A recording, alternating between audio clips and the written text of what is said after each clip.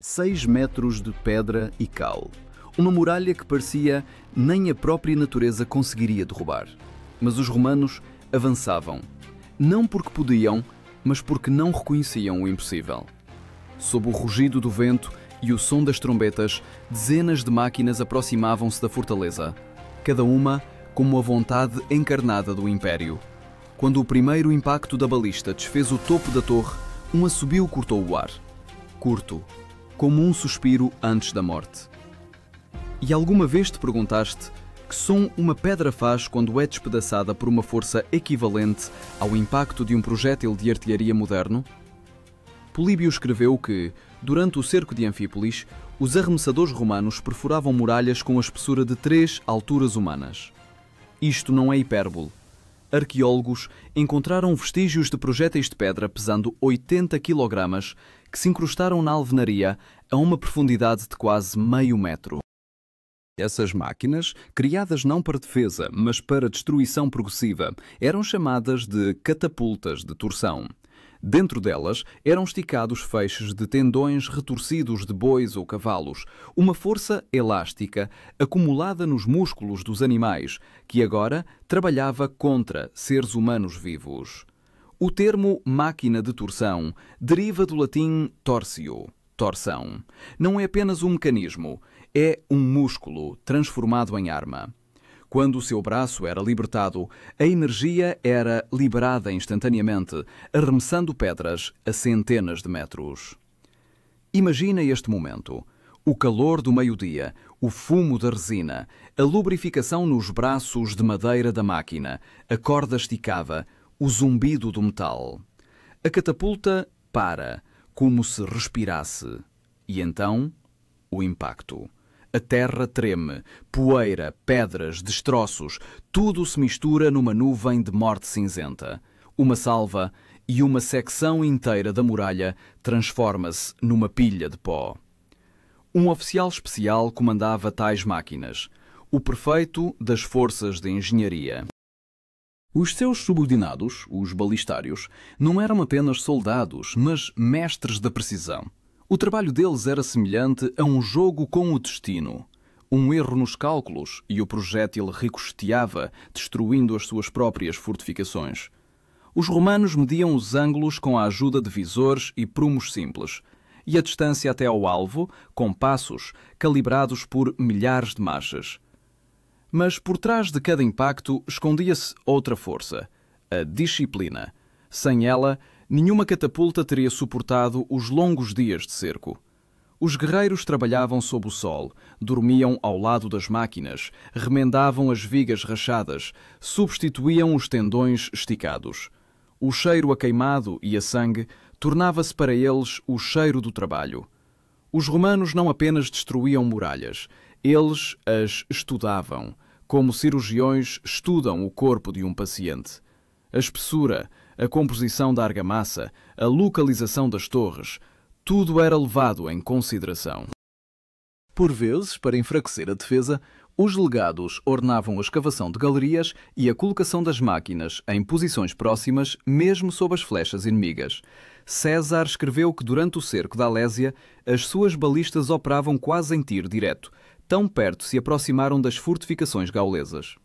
Mas o que levava estes homens a avançar sob blocos de pedra sem hipótese de se desviarem? A resposta reside não apenas na sua lealdade ao Império, há algures no coração de cada catapulta, o desejo humano de provar que nada feito por mãos pode resistir à razão. E enquanto a poeira ainda paira sobre as muralhas e os engenheiros romanos movem apressadamente as suas máquinas, uma nova arma amadurece no ar, mais precisa, mais destrutiva, quase viva na sua fúria. É ela que transformará o cerco de um ofício numa arte e a fortaleza em pó. Os romanos sabiam, a vitória num cerco começava muito antes do primeiro disparo. Mesmo antes da chegada das legiões às muralhas inimigas, os engenheiros, fabricatores, recebiam ordens para construir máquinas de cerco diretamente na marcha. As legiões moviam-se não só com armas, mas também com serrarias, forjas e carroças carregadas de cordas e grampos de bronze. Políbio escreveu que cada exército levava consigo até 300 carroças com materiais. Era uma fábrica móvel, estendida por muitos quilómetros. Quando a coluna se aproximava da cidade, os centuriões mediam o terreno para o acampamento. Primeiro, erguia-se um aterro e um fosso, e atrás deles as tendas dos engenheiros. À noite, ouvia-se o tilintar dos martelos e o ranger dos blocos. Nasciam as máquinas que, em 24 horas, começariam a derrubar as muralhas. Aqui começava um trabalho que exigia a mesma resistência que o combate. A mais poderosa dessas armas, a balista, era uma instalação de besta gigante que arremessava projéteis de pedra e dardos de ferro do tamanho de um homem. Os seus braços, duas mechas retorcidas de tendões, eram tensionados com a ajuda de guinchos. Um único puxão e o projétil partia para o céu com uma velocidade comparável à de uma bala. Achados arqueológicos em Cartago e Massada mostram vestígios de impactos de balistas, que perfuravam muralhas com até 6 metros de espessura. Este tipo de arma era chamado de Scorpio, escorpião. O nome é preciso, o golpe é rápido, mortífero e preciso. Ao ser tensionado, os braços curvavam-se como a cauda de um inseto pronto para picar. Tais máquinas eram usadas não só para destruir fortificações, mas também para a aniquilação pontual dos defensores nas muralhas. O dardo do Scorpio perfurava o escudo, a armadura e o corpo de lado a lado. Para que esses mecanismos funcionassem em conjunto, os legados criavam baterias inteiras. Cada uma consistia em 10 a 15 máquinas dispostas em linha. Os comandantes davam sinais com bandeiras para sincronizar as salvas.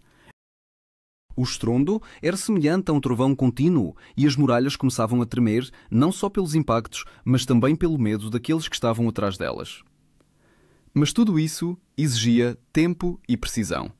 Uma volta extra no tendão retorcido e a balista perdia potência.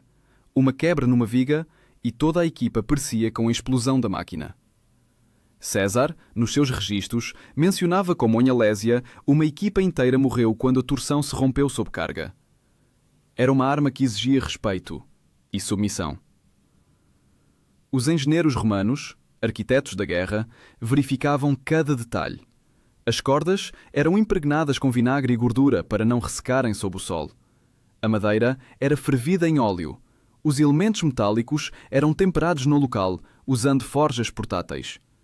Por vezes, até prisioneiros eram forçados a trabalhar nas bigornas, não por misericórdia, mas para que as mãos dos inimigos construíssem o seu próprio fim. Surpreendentemente, havia também um cálculo frio nisto. Tais máquinas eram caras.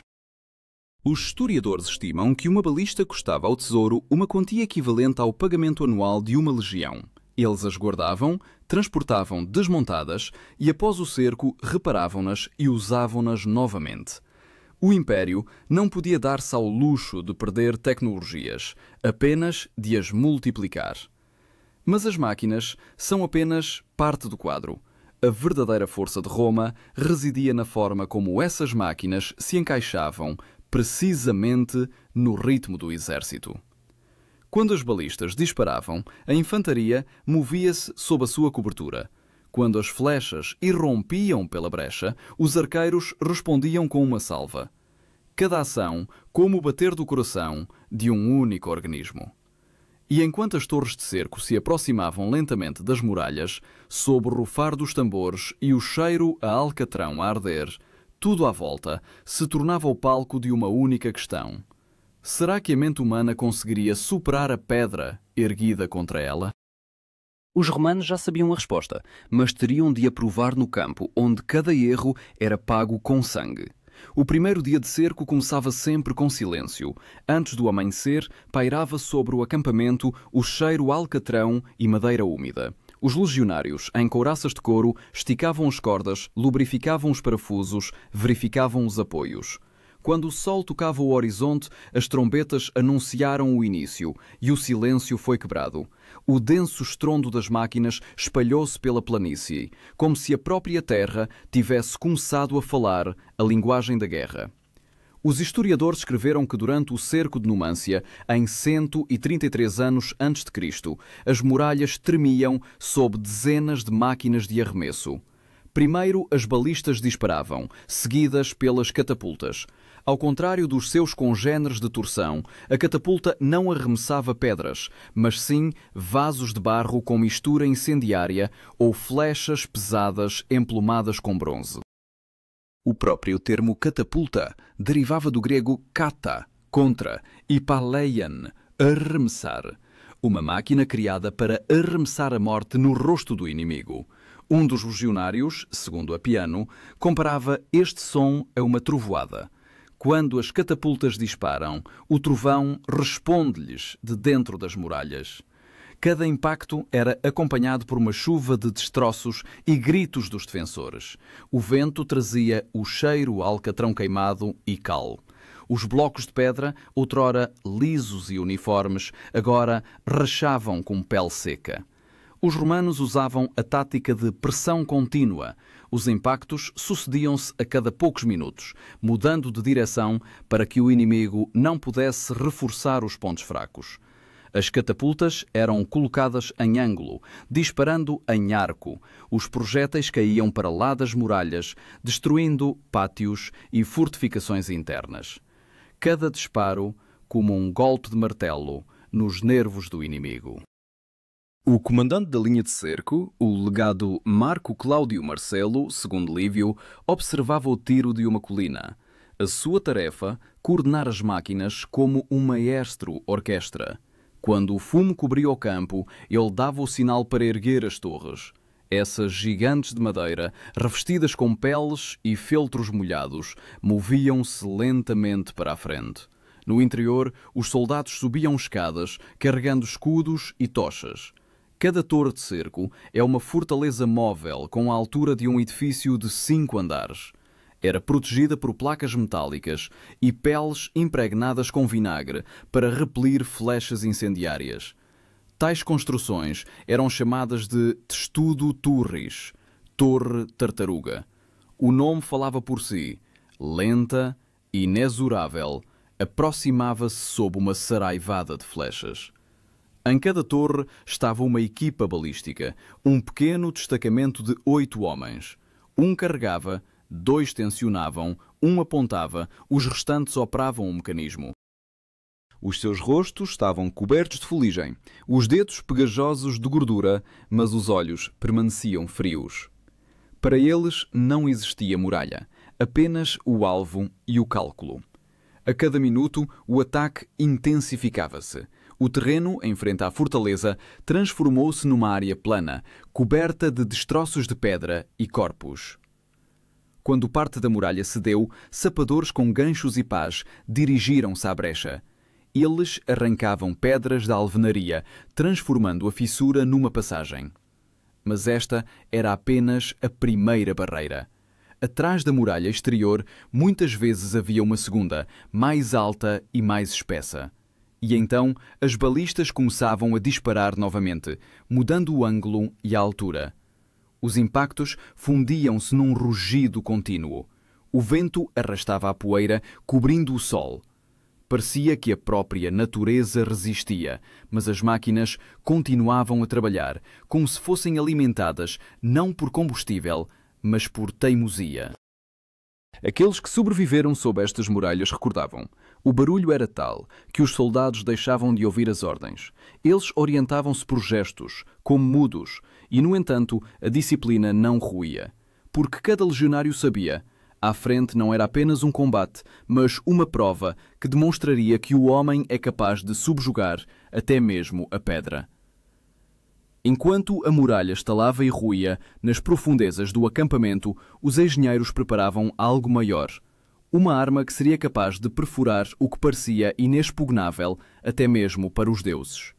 Quando as primeiras brechas foram abertas, os romanos passaram para a segunda fase, o assalto. Este era o momento em que a disciplina de ferro se confrontava com o caos. As máquinas de cerco disparavam as últimas salvas, derrubando as partes superiores das muralhas para abrir caminho à infantaria. Poeira, fumo e pedras cobriam o sol, e todo o campo em frente à fortaleza transformava-se num mar cinzento, onde se ouviam apenas as ordens dos centuriões e o guincho das cordas, esticadas ao limite. O historiador Diodoro escreveu que, neste momento, as balistas arremessavam projéteis com tal velocidade que um homem não conseguia desviar-se. Projéteis de pedra pesando 80 kg perfuravam as muralhas como uma lança perfura a carne. Mas as máquinas continuavam a trabalhar, mesmo depois de a muralha ter desmoronado. Agora elas atingiam o interior da cidade, destruindo torres, lajes, escadas. Assim, os romanos transformavam a defesa do inimigo na sua própria armadilha. Na linha da frente, avançavam arietes de cerco, protegidos por coberturas móveis. Eram chamados de vínias. Eram enormes coberturas de madeira sobre rodas, revestidas com peles e feltros úmidos, sob as quais dezenas de soldados balançavam um tronco maciço com uma ponta de ferro. Caput bovis, a cabeça do boi. Um golpe e a alvenaria de cal tremia. 10 golpes e pedras voavam de debaixo das muralhas, como dentes de um crânio antigo. Quando o primeiro raio de luz apareceu na brecha, a trombeta anunciou o sinal impetum, o avanço. Os guerreiros formavam-se sob o estandarte e avançavam, protegidos pelos escudos. A sua formação compacta, semelhante à carapaça de uma tartaruga, era chamada de testudo. De cima, pedras os atingiam, líquidos ferventes eram derramados, mas os escudos resistiam. Madeira, metal, carne e vontade fundiam-se numa só massa. Do topo da muralha destruída, os inimigos arremessavam lanças, rolavam barris em chamas, gritavam, mas os romanos avançavam, passo a passo. Cada golpe do ariete aproximava o momento em que a muralha ruiria. E então ela estremeceu, como se tivesse exalado, e desabou sob o estrondo de milhares de vozes. Tácitus escreveu que, em tais momentos, o homem esquecia o medo. O assalto transformava-se num ritual. Passo, inspiração, golpe. Tudo o resto desaparecia. Nem mesmo a morte próxima assustava, porque cada um sabia. Atrás dele, o império. À frente, a eternidade. Quando a brecha foi finalmente tomada, as torres de cerco começaram a mover-se. As suas rodas atolavam-se nos escombros, mas os guinchos internos levantavam as pontes, ligando as torres às muralhas. As legiões subiam e o combate passava para a luta corpo a corpo. Pedras, dardos de besta e fogo agora perdiam o significado. Entrava em ação a força dos braços. Mas mesmo aqui a técnica não recuava. Nas torres instalavam-se pequenos escorpiões, leves máquinas de arremesso que disparavam dardos contra os atacantes. Este era o protótipo de uma arma de sniper. Um disparo e o defensor caía da muralha. Os comandantes usavam tais máquinas para limpar áreas antes do avanço dos seus homens. Enquanto a batalha fervia, na retaguarda os engenheiros continuavam a trabalhar. Reparavam as máquinas danificadas no local sob a proteção de escudos de couro. Por vezes, dos destroços de uma balista, criavam duas, menores, mas ainda mortíferas. Esta era a filosofia do exército romano. Nada descartar, tudo transformar em ferramenta. Ao anoitecer, o fumo dissipava-se. Detrás das muralhas vinham gemidos, o estalar de vigas em chamas, a queda de pedras. Os romanos não celebravam, eles reforçavam as posições, arrastavam as catapultas para mais perto, preparando-as para um possível contra-ataque. E quando parecia que tudo tinha terminado, no ar voltou a subir o cheiro a óleo e tendões queimados. Isso significava que as máquinas estavam a ser preparadas para uma nova salva. Porque para Roma, o assalto nunca terminava na muralha. A verdadeira batalha sempre começava atrás dela. Pela manhã, sobre as ruínas da fortaleza pairava um fumo azul acinzentado. O silêncio já não era um sinal de paz, era a exaustão após a destruição. Mas os romanos não conheciam o repouso. O cerco não terminava com a queda da muralha. Agora era preciso transformar o caos em ordem, para que a vitória tivesse sentido. As legiões ocupavam os pátios internos e os engenheiros inspecionavam as ruínas, verificando quais máquinas podiam ser reparadas, quais desmontadas. Tudo tinha valor, até os destroços. O metal era refundido, a madeira seca, os tendões dos animais novamente reunidos em feixes apertados para novas torções. Políbio escreveu que, após cada vitória, os romanos faziam um inventário das máquinas. Para eles, a guerra não era apenas combate, mas também produção. Um prefeito observou: cada dardo é uma moeda do império. Nisto se manifestava a essência do pensamento romano, racional, quase impiedosa, e nisto residia a sua força. Eles não apenas destruíam cidades, eles aprendiam com cada impacto da balista. Os engenheiros inimigos capturados tornavam-se uma fonte de novas ideias. Os romanos não hesitavam em tomar emprestado catapultas gregas, torres cartaginesas, arietes de cerco egípcios. Tudo era processado, aperfeiçoado e devolvido ao combate. Escavações arqueológicas em Numância e Jerusalém mostram como as construções se tornavam gradualmente mais compactas e precisas. Máquinas, outrora capazes de arremessar apenas pedras, agora arremessavam fogo. César documentou pela primeira vez o uso de projéteis incendiários. Ele escreveu que na Gália os guerreiros arremessavam vasos com alcatrão e enxofre em chamas, que ao impacto se rompiam, espalhando as chamas. Este princípio tornou-se o precursor do fogo grego, uma arma que mais tarde mudaria as guerras navais. A técnica de cerco transcendia as fronteiras das épocas. De arte da destruição, transformava-se em ciência. Nestas ruínas fungantes podia-se sentir o sopro do futuro. A poeira ainda não tinha assentado, mas no acampamento o trabalho já fervilhava. Legionários arrastavam os restos das balistas, mestres desenhavam novos projetos na areia. No ar ressoavam os martelos, como o coração do Império, continuando a bater no ritmo da mecânica. Pois Roma guerreava não só com homens, mas também com a razão. Tácito escreveu que os engenheiros romanos tratavam a máquina como um general trata o exército. Cada detalhe, um soldado. Cada secção de corda, uma estratégia. Disso dependia a vida de milhares. Nos antigos tratados encontra-se o termo ratio belli, a razão da guerra. Ele significava não apenas um cálculo tático, mas uma filosofia onde a mente deveria vencer o caos. E era isso que distinguia os romanos de todos aqueles que eles sitiavam. Mas a destruição tinha também um lado reverso. Quando a fortaleza caía, os seus habitantes, exaustos e cobertos de cinzas, saíam com as mãos erguidas. Os romanos raramente deixavam as muralhas de pé. Eles as destruíam até aos alicerces, para que ninguém pudesse novamente levantar-se contra o Império.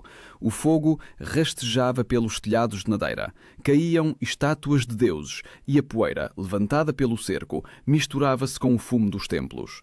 Assim nascia o silêncio, não a paz, mas o vazio.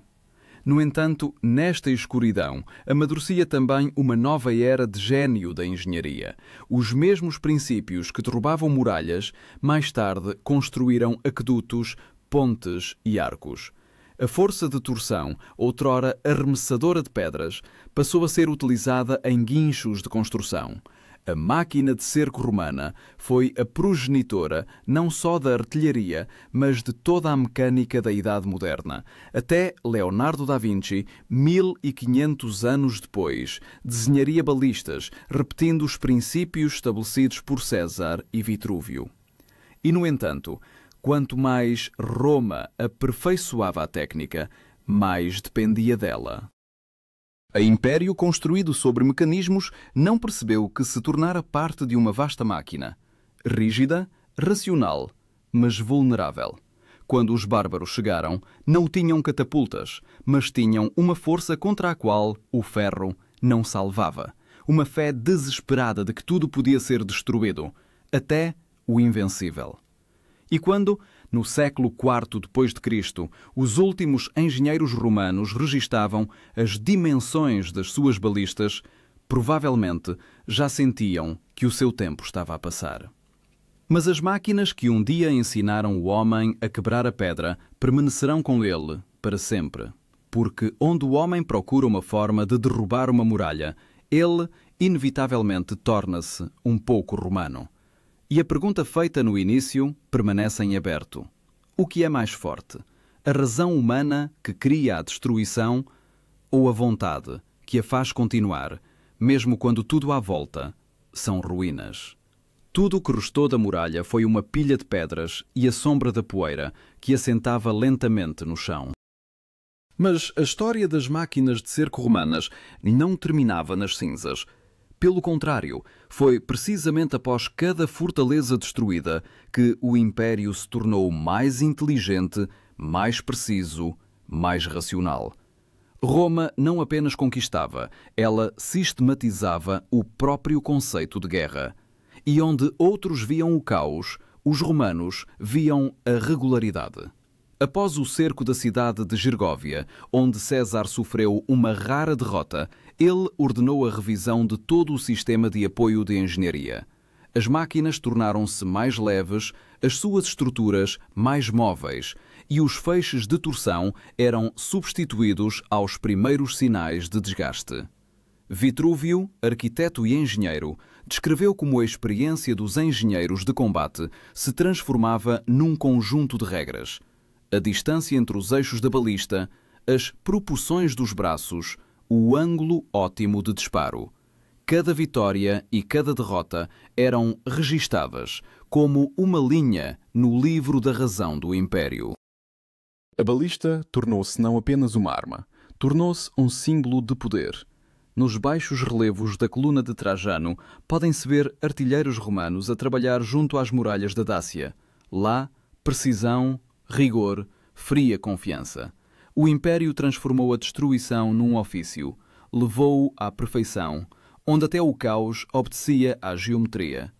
Mas se olharmos mais fundo, para além dos mecanismos, fórmulas e do tilintar do metal, podemos ver algo mais.